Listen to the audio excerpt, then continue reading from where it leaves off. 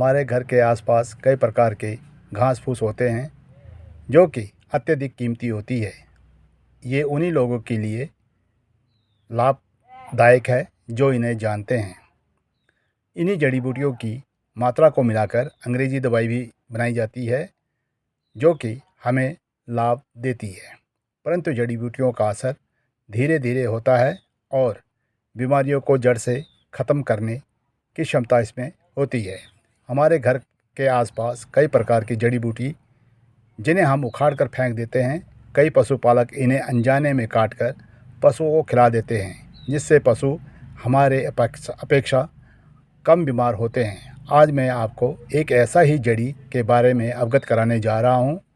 इसकी पहचान इसकी पत्ती से होती है जो कि गाय के जीभ के समान की होती है, इसलिए इसे गो जीभा भी कहते हैं। ये ज़मीन में फैलती है। इसके बीच में एक तना सा निकलता है जो कि जिसके ऊपर एक फूल सा पीले रंग का फूल सा दिखाई देता है। इस जड़ी के अनेकों लाभ होते हैं। यह ज़मीन में फैलता है। इसकी स्वाद कड़वी होती है।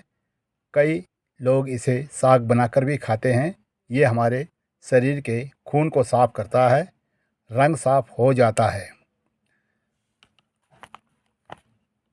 पाइल्स या बवासीर होने पर इसे पीसकर घी में भूनकर खाना शुरू कर दें।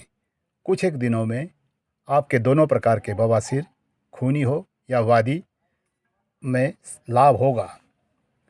बिच्छू के काटने पर काला नमक, इसके पत्ते और जड़ को पीसकर लगा दो, लाभ अवश्य मिलेगा। जड़ को बांधने से कीट पतंगे आपके पास नहीं आते। खांसी होने पर जड़ और पत्ती को पीसकर शहद मिलाकर सेवन करने से खांसी दूर हो जाती है। इसकी पत्तियों को पीसकर फोड़ा फुंसी घाव पर लगाने से तुरंत लाभ होगा। जड़ और पत्ती, फूल, फल को काढ़ा बनाकर पीने से बुखार ख़त्म हो जाता है और भूख लगना शुरू हो जाता है।